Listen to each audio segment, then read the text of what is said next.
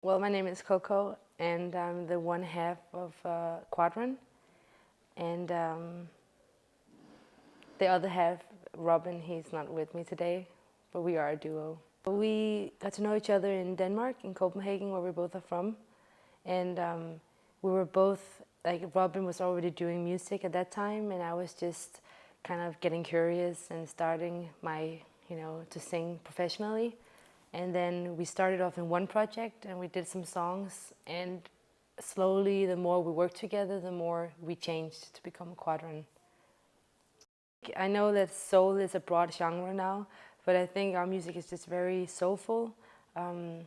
We put a lot of, like, we both love music that is very, emotional and, powerful in that way, where you get a certain feeling of that you can really feel that the artists are trying to express some emotions. And I think our music is also very musical. Compared to a lot of music today, it's more based maybe on, it doesn't need to be that many things going on, but as long as there's a track, a strong beat, then people can dance. I think we are trying to put a lot of instruments and a lot of details in our music. People described it as electronical soul. And I think the electronic comes in because many people think that soul music sounds like what it did in the 60s, where it was very like, 60s kind of, like Amy Winehouse albums were very like soul, throwback soul, like 60s. And our music didn't really sound like that because we also sometimes changed some of the original sound of the keyboards or the drums.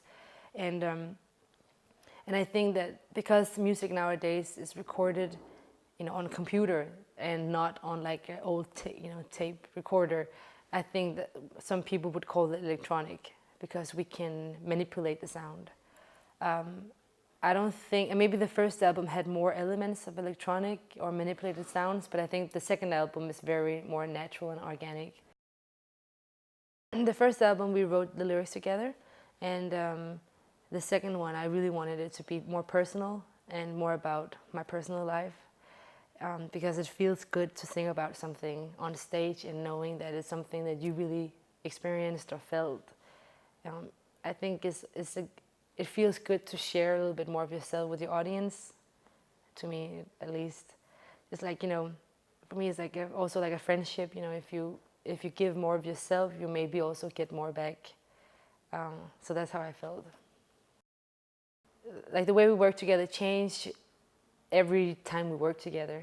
But I think there's also like, when you grow a friendship as well, there's some things that you start knowing about each other, like, don't say that because that will make him mad. So, or be like, he really loves if I do this and this. And in all relationship with people, the more you learn each other, to get to know each other, the more you know what the other person likes and needs and wants.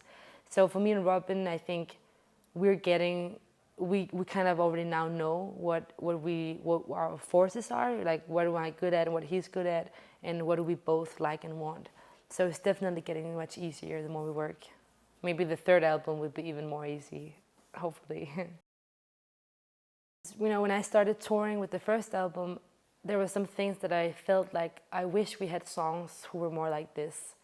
And and for Robin as well, for the production, I think he was very eager to start writing arrangement, like string and horn arrangement.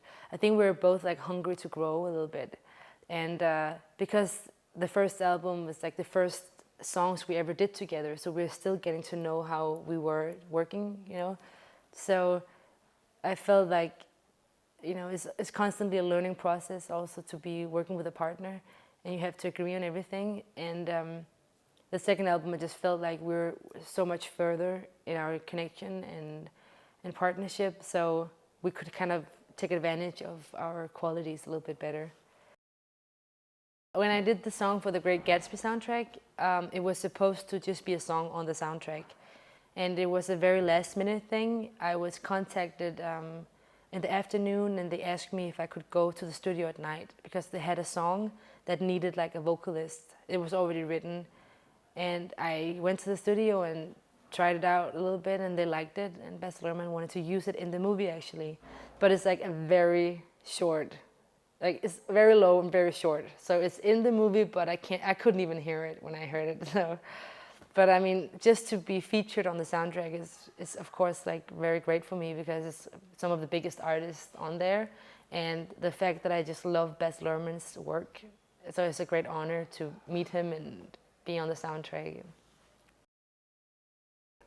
You know, I can always fall back on the soul music, like all kinds of soul. I just like the African American soul culture is very. I just like the tone of a lot of the soul singers. I like. I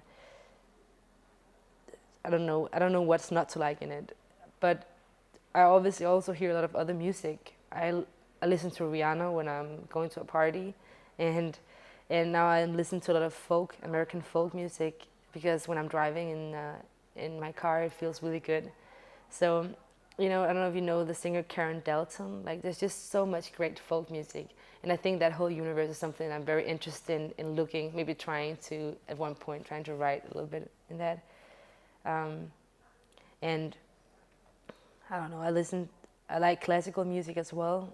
My grandmother listened to a lot of classical, so I like to hear that in the morning. And I love jazz as well in the evening. And I think music is just. I don't think it's to me. It's not a matter of what genre. It's just a matter if it's touched my heart. You know, it doesn't matter if it's like it could even be a heavy metal song. It probably won't be a heavy metal song, but it could be.